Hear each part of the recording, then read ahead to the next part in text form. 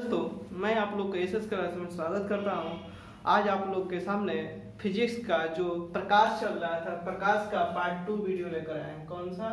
जो प्रकाश चैप्टर चल रहा था, प्रकाश का पार्ट 2 वीडियो है। कौन सा है? प्रकाश का पार्ट 2 वीडियो लेकर आए हैं। कौन सा वीडियो है? Part 2 video. पार्ट 2 वीडियो प्रकाश का जो चैप्टर चल रहा था उसका हम पार्ट 2 वीडियो आज आप लोग के सामने लेके आए हैं। जो हमारा टॉपिक है दोस्तों, वीडियो को पूरे शुरू से अंत तक देखें। एक बार, दो बार, तीन बार देखिएगा, आपको याद हो जाएगा। तो आज मेरा जो टॉपिक है, अवतल दर्पण में बने प्रतिबिंब की स्थिति, कि अवतल दर्पण में वस्तु कहाँ पर आएगा, तो उसका प्रतिबिंब कहाँ बनेगा, और वस्तु कैसा प्रतिबिंब, वस्तु से बड़ा बनेगा या छोटा बनेगा, या प्रतिबिंब की प्रकृति क्या होगी, वास्तविक होगी, उल्टा होगी, काल्पनिक होगी, आभासी होगी। ये सब चीज के बारे में आज हम दोस्तों देखेंगे। तो बात करते हैं, एक तरफ लिखे हैं वस्तु की स्थिति, फिर उसका लिखे हैं प्रतिबिंब की स्थिति, फिर इसके बाद लिखेंगे प्रतिबिंब का आकार, और फिर लिखे हैं प्रतिबिंब की प्रकृति। तो दोस्तों बात करते हैं यहाँ पर वस्तु की स्थिति। पहला कंडीशन, अवतल दर्पण में 6 कंडीशन में प्रतिबिंब बनता है। तो पहला कंडीशन जो आपके सामने है कि अनंत पर यदि वस्तु रहेगा, अनंत पर वस्तु रहेगा तो प्रतिबिंब की स्थिति कहाँ बनेगा दोस्तों? फोकस पर। फोकस को दोस्तों एक से सूचित करते हैं। यदि अनंत पर क्वेश्चन सीधा बनेगा, क्वेश्चन बनाएगा कि अवतल दर्पण में वस्तु यदि अनंत पर हो तो प्रतिबिंब की स्थिति कहाँ बनेगा? फोकस पर बनेगा। प्रतिबिंब का आकार कैसा बनेगा? तो बहुत छोटा बनेगा। जो वस्तु जिस आकार में है उस वस्तु से उसकी साइज, आकार जो होगा छोटा बनेगा। और कैसा प्रतिबिंब बनेगा?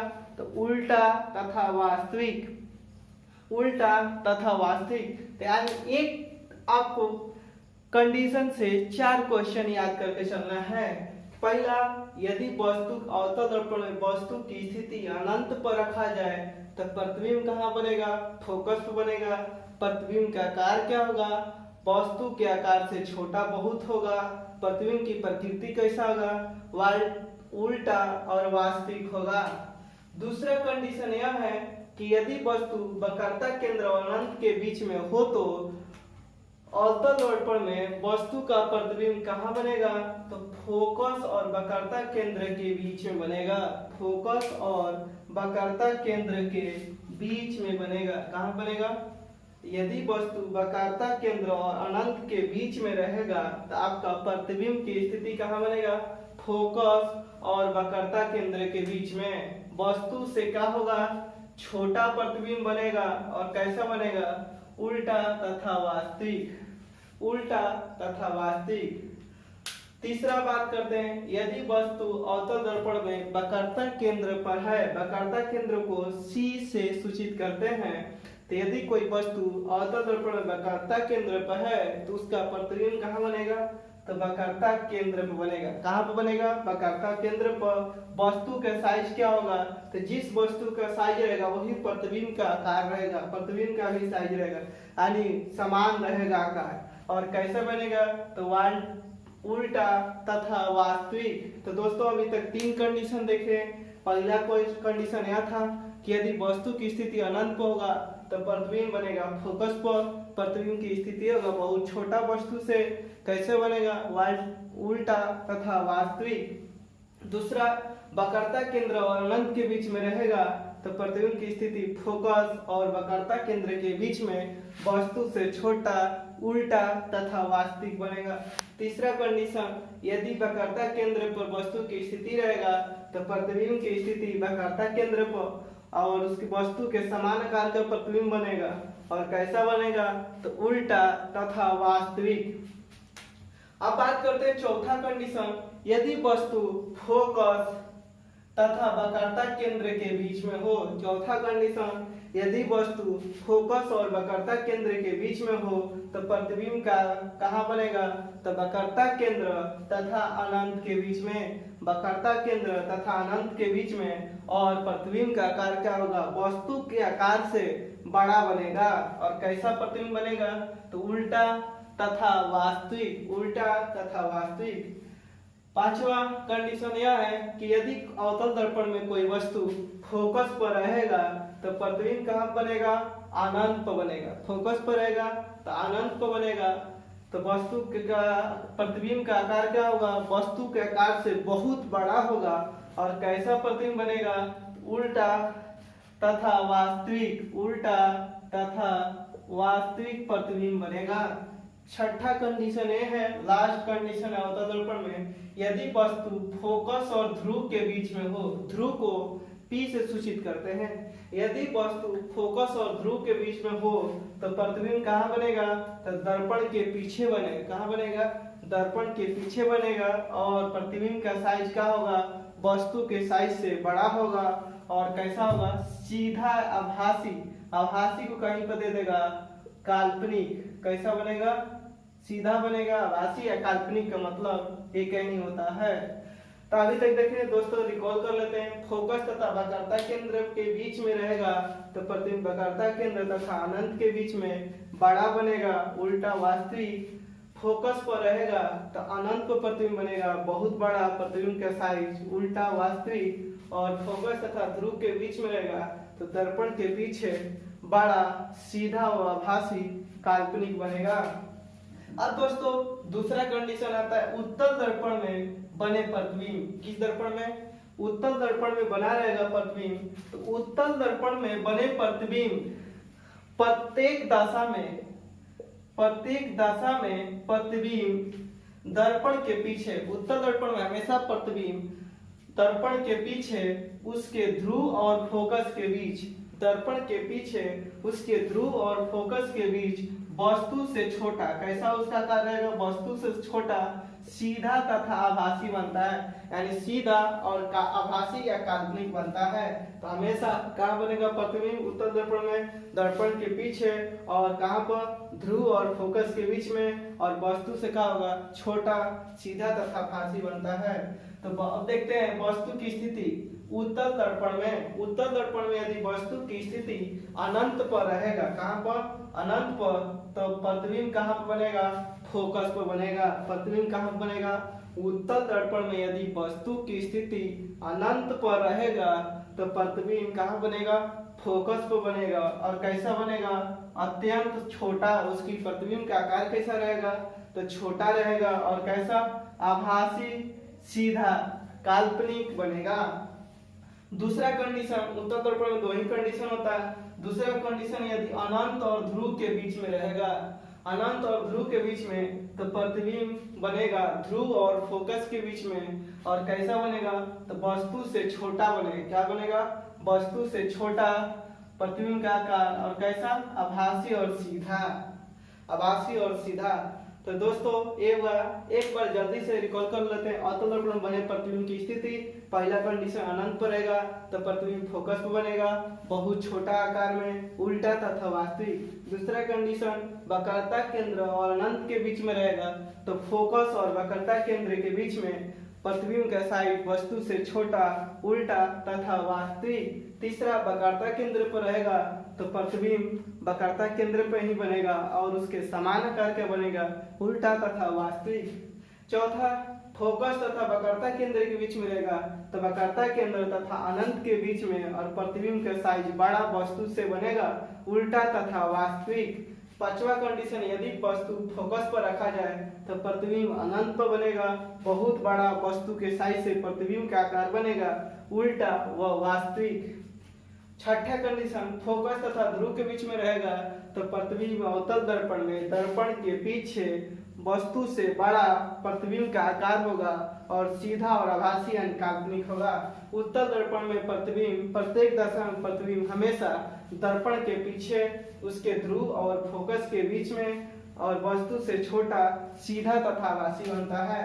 अनंत पर वस्तु रहेगा उत्तल दर्पण में तो प्रतिबिंब फोकस पर बनेगा, वस्तु प्रतिबिंब का आकार वस्तु से छोटा होगा, आभासी, सीधा।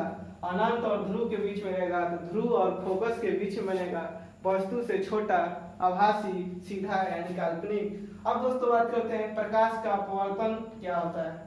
प्रकाश का अपवर्तन, तो प्रकाश का अपवर्तन एक माध्यम से दूसरे माध्यम में जाने पर, प्रकाश का अपवर्तन का नियम यह कहता है कि एक माध्यम से दूसरे माध्यम में जाने पर प्रकाश की किरण अपने पथ से, अपने रास्ते से मुड़ जाती है, अपने पथ से और अपने रास्ते से मुड़ जाती है। इस घटना को, मुड़ने की घटना को ही प्रकाश का अपवर्तन कहते हैं।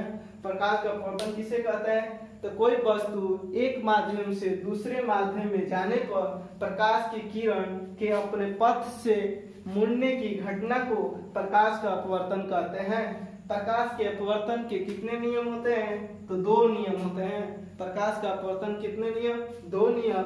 पहला नियम यह है कि आपतित किरण, अभिलंब तथा अपवर्तित किरण, आपतित किरण, अभिलंब तथा अपवर्तित किरण तीनों एक ही समतल में स्थित होते हैं।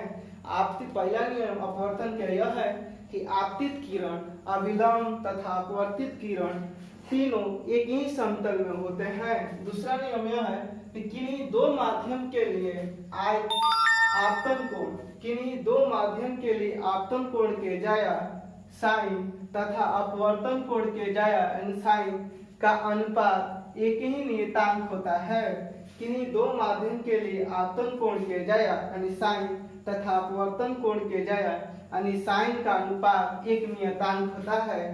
और प्रकाश के अपवर्तन के दूसरा नियम को ही बोलते हैं, इसे स्नेल का नियम भी कहते हैं। यानी मी बराबर होता है साइन आई बटा में साइन आर, यानी साइन आई बटा में साइन आर को ही हम लोग स्नेल का नियम कहते हैं। कैसे? स्नेल का नियम। तो बात करते हैं तरंगदैर्घ्य बढ़ने के साथ साथ अपवर्तनांक का मान कम हो जाता है। आपसे क्वेश्चन पूछेगा कि तरंगदैर्घ्य बढ़ेगा तो अपवर्तनांक के मान पर क्या प्रभाव पड़ेगा? तो कम होगा। कैसे होगा? कम होगा। लाल रंग का अपवर्तनांक सबसे कम होता है। लाल रंग का अपवर्तनांक क्या होता है? सबसे कम होता है। और बैंगनी रंग का अपवर्तनांक सबसे अधिक होता है। तो किस रंग का अपवर्तनांक सबसे कम होता है? तो लाल रंग का अपवर्तनांक सबसे कम होता है। किस रंग का अपवर्तनांक सबसे अधिक होता है? तो बैंगनी रंग का अपवर्तनांक सबसे अधिक होता है। ताप बढ़ने पर सामान्यतः अपवर्तनांक घटता है। ताप बढ़ेगा तो सामान्यतः अपवर्तनांक क्या होगा? घटता है, लेकिन यह परिवर्तन बहुत ही कम होता है। घटेगा लेकिन बहुत ही कम घटेगा। प्रकाश के अपवर्तन के कारण घटने वाली घटनाएं, जो प्रकाश के अपवर्तन कारण जो भी घटनाएं घटती है उसके बारे में देखेंगे दोस्तों। पहला, द्रव में अंशतः डूबी हुई सीधी छड़ टेढ़ी दिखाई पड़ती है। किसके कारण? पानी में डूबी हुई सीधी छड़ टेढ़ी दिखाई देती है। किसके कारण? तो प्रकाश के अपवर्तन के कारण। आंसर क्या होगा? प्रकाश के अपवर्तन कारण। तारे टिमटिमाते हैं। किसके कारण? तो प्रकाश के अपवर्तन के कारण तारे टिमटिमाते हैं। तारे का टिमटिमाना किसका उदाहरण है? तो प्रकाश का अपवर्तन। सूर्योदय के पहले तथा सूर्यास्त के बाद सूर्य का लाल दिखाई देना। सूर्योदय के पहले तथा सूर्यास्त के बाद सूर्य का लाल दिखाई देना किसके कारण? तो प्रकाश के अपवर्तन के कारण ऐसा होता है। पानी से भरे किसी बर्तन की तली में पड़ा हुआ सिक्का ऊपर उठा हुआ प्रतीत होता है या दिखाई पड़ता है। पानी से भरे किसी बर्तन की तली में पड़ा हुआ सिक्का ऊपर उठा हुआ दिखाई पड़ता है। किसके कारण यह प्रतीत होता है? तो प्रकाश के अपवर्तन के कारण। जल के अंदर पड़ी हुई मछली वास्तविक गहराई से कुछ ऊपर उठी हुई दिखाई पड़ती है, प्रतीत होती है। किसके कारण? प्रकाश के अपवर्तन के कारण। तो यहाँ से दोस्तों 4 क्वेश्चन बन जाता है कि द्रव में अंशतः डूबी हुई सीधी छड़ टेढ़ी दिखाई पड़ती है, प्रतीत होती है। किसके कारण? प्रकाश के अपवर्तन कारण। तारे का टिमटिमाना किसका? प्रकाश के अपवर्तन का। सूर्योदय के पहले तथा सूर्यास्त के बाद सूर्य का लाल दिखाई देना प्रकाश का अपवर्तन के कारण। पानी से भरे किसी बर्तन के तली में पड़ा हुआ सिक्का ऊपर उठा हुआ दिखाई पड़ता है, प्रतीत होता है। किसके कारण? प्रकाश के अपवर्तन कारण। जल के अंदर पड़ी हुई मछली वास्तविक गहराई से कुछ ऊपर उठी हुई दिखाई पड़ती है, किसके कारण? तो प्रकाश के अपवर्तन कारण। और दोस्तों बात करेंगे नेक्स्ट, प्रकाश का पूर्ण आंतरिक परिवर्तन TIR, total internal reflection of light. TIR के बारे में देखेंगे तो क्रांतिक कोण, क्रांतिक कोण किसके कारण होता है? प्रकाश के पूर्ण आंतरिक परिवर्तन पर होता है क्रांतिक कोण। क्रांतिक कोण क्या होता है? संघन माध्यम में बना हुआ आपतन कोण। क्रांतिक कोण क्या कहलाता है? तो संघन माध्यम में बना हुआ आपतन कोण होता है, जिसके लिए विरल माध्यम में अपवर्तन का कोण 90 डिग्री होता है, उसे हम क्रांतिक कोण कहते हैं। क्रांतिक कोण किसे कहते हैं? तो संघन माध्यम में बना हुआ आपतन कोण होता है, जिसके लिए विरल माध्यम में अपवर्तन का कोण का मान 90 डिग्री होता है, उसे हम क्रांतिक कोण कहते हैं। आपतन कोण का मान क्रांतिक कोण से थोड़ा से अधिक कर दिया जाए या आपतन कोण का मान क्रांतिक कोण से थोड़ा से ज्यादा कर दिया जाए तो प्रकाश विरल माध्यम में बिल्कुल ही नहीं जाती है। प्रकाश विरल माध्यम में नहीं जाएगा, बल्कि संपूर्ण प्रकाश परिवर्तित होकर संघन माध्यम में ही लौट आता है, और इस घटना को ही हम प्रकाश का पूर्ण आंतरिक परिवर्तन कहते हैं। प्रकाश का पूर्ण आंतरिक परिवर्तन किसे कहते हैं? तो आपतन कोण का मान क्रांतिक कोण से थोड़ा से ज्यादा कर दिया जाए तो प्रकाश विरल माध्यम में न जाकर क्या होता है? संपूर्ण प्रकाश परिवर्तित होकर संघन माध्यम में चला जाता है और लौट आता है। इस घटना को ही हम प्रकाश का पूर्ण आंतरिक परिवर्तन कहते हैं। जिस पृष्ठ के जिस भाग में पूर्ण आंतरिक परिवर्तन होता है वह चमकने लगता है। कोई भी पृष्ठ पर जब पूर्ण आंतरिक परिवर्तन होगा तो क्या होगा? चमकीला दिखाई देता है, चमकने लगता है। प्रकाश के पूर्ण आंतरिक परिवर्तन के लिए दो नियम होते हैं। प्रकाश के पूर्ण आंतरिक परिवर्तन कितने नियम? दो नियम। उसके पहले देखे थे प्रकाश के परिवर्तन का दो नियम, प्रकाश का अपवर्तन का दो नियम। प्रकाश के पूर्ण आंतरिक परिवर्तन के लिए भी दो नियम होता है। पहला नियम यह है कि प्रकाश की किरण संघन माध्यम से विरल माध्यम में जाती है। प्रकाश की किरण संघन माध्यम से विरल माध्यम में जाती है। पहला प्रकाश का पूर्ण आंतरिक परिवर्तन का नियम है। दूसरा है आपतन कोण का मान क्रांतिक कोण से बड़ा होता है।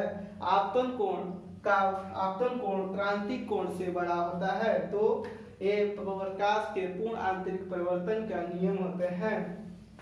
अब पूर्ण आंतरिक परिवर्तन के उदाहरण देखेंगे।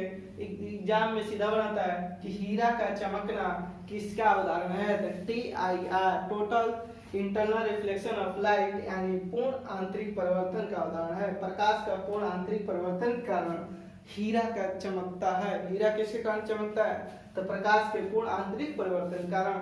रेगिस्तान में मरीचिका का बनना, मिर्ग मिराज या मिराज का बनना किसके कारण, किस उदाहरण का है? तो रेगिस्तान में मिर्ग मरीचिका या मिराज का बनना किसका उदाहरण है? तो पूर्ण आंतरिक परिवर्तन का। जल में पड़ी परख नली का चमकना, जल में पड़ी परख नली का चमकना किसका उदाहरण है? पूर्ण आंतरिक परिवर्तन का। कांच में आई दरार का चमकना, कांच जब कोई चीज फूट जाती है, दरार आ जाती है तो चमकता है, किसके कारण? तो पूर्ण आंतरिक परिवर्तन के कारण। प्रकाशिक तंतु ऑप्टिकल फाइबर किस आधार को होता है? तो पूर्ण आंतरिक परिवर्तन के नियम के आधार को होता है। अब प्रकाशिक तंतु होता क्या चाहिए दोस्तों, उसके बारे में देखेंगे। तो प्रकाशिक तंतु यानी ऑप्टिकल फाइबर जो होता है, प्रकाश सरल रेखा में गमन करता है। प्रकाश का किस रेखा में गमन करता है? तो सरल रेखा में गमन करता है, लेकिन पूर्ण आंतरिक परिवर्तन का उपयोग करके प्रकाश को एक वक्रीय मार्ग में चलाया जा सकता है। प्रकाश किस रेखा में गमन करता है? तो सरल रेखा में गमन करता है, लेकिन पूर्ण आंतरिक परिवर्तन का उपयोग करके प्रकाश को एक वक्रीय मार्ग में चलाया जा सकता है। प्रकाशिक तंतु पूर्ण आंतरिक परिवर्तन के सिद्धांत पर आधारित होता है। प्रकाशिक तंतु किस सिद्धांत पर आधारित होता है? तो पूर्ण आंतरिक परिवर्तन के सिद्धांत पर आधारित होता है। एक ऐसी युक्ति है जिसके द्वारा सिग्नल को इसकी तीव्रता में बिना क्षय, बिना बर्बाद किए हुए एक स्थान से दूसरे स्थान तक स्थानांतरित किया जा सकता है। चाहे मार्ग कितना भी टेढ़ा मेढ़ा हो। यानी किसका उपयोग करके? प्रकाश तंतु पूर्ण आंतरिक परिवर्तन के सिद्धांत पर आधारित होता है और जिसके द्वारा सिग्नल को इसकी तीव्रता में बिना क्षय बिना बर्बादी के एक स्थान से दूसरे स्थान तक स्थानांतरित किया जा सकता है, चाहे मार्ग किसी भी तरह का हो। प्रकाशिक तंतु का उपयोग देखेंगे। प्रकाश सिग्नल को दूरसंचार में किसका उपयोग करते हैं? तो प्रकाश तंतु का उपयोग करते हैं। प्रकाश सिग्नल को दूर संचार में भेजने के लिए किसका उपयोग करते हैं? तो प्रकाशिक तंतु का। विद्युत सिग्नल को प्रकाश सिग्नल में बदलकर प्रेषित करने तथा अभिग्रहण करने में किसका उपयोग करते हैं? प्रकाशिक तंतु का। विद्युत सिग्नल को प्रकाश सिग्नल में बदलकर प्रेषित करने में तथा अभिग्रहण करने में किसका उपयोग करते हैं? तो प्रकाशिक तंतु का। मनुष्य के शरीर के आंतरिक भागों का परीक्षण करने में किसका उपयोग किया जाता है? तो प्रकाशिक तंतु का। मनुष्य के शरीर के आंतरिक भागों को परीक्षण करने में किसका उपयोग करते हैं? प्रकाशिक तंतु का। शरीर के अंदर लेजर या लेसर किरणों को भेजने में किसका उपयोग करते हैं? शरीर के अंदर लेसर या लेजर किरणों के भेजने में किसका उपयोग करते हैं? प्रकाशिक तंतु को। अब दोस्तों बात करेंगे लेंस। तो लेंस किसे कहते हैं? तो लेंस एक ऐसे दो गोलीय पृष्ठों से घिरे हुए किसी अपवर्तक माध्यम को लेंस कहते हैं। दो गोलीय पृष्ठों से घिरे हुए किसी अपवर्तक माध्यम को लेंस कहते हैं।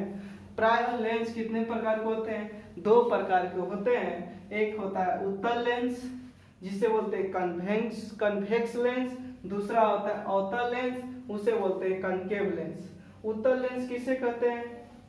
जिसका मतलब उठा हुआ प्रतीत होता है उससे हम उत्तल लेंस कहते हैं। उत्तल लेंस ए वाला है और यहाँ पे F1 फोकस होता है, ये बदलता केंद्र होता है, ये होता है केंद्रक और ये होता है प्रकाशिक केंद्रक और ये होता है F2 द्वितीय फोकस और द्वितीय केंद्र। इसी तरह अवतल लेंस जिसका सतह धंसा हुआ प्रतीत होता है उसे अवतल लेंस कहते हैं। ए हो गया केंद्रक मतलब C1 C2 लेंस का मुख्य अक्ष हो गया, C1 C2 लेंस का मुख्य अक्ष, F1 F2 हो जाएगा प्रथम फोकस और द्वितीय फोकस। तो लेंस दोस्तों दो प्रकार का होता है। अब देखेंगे आगे में हम उत्तल लेंस अवतल लेंस।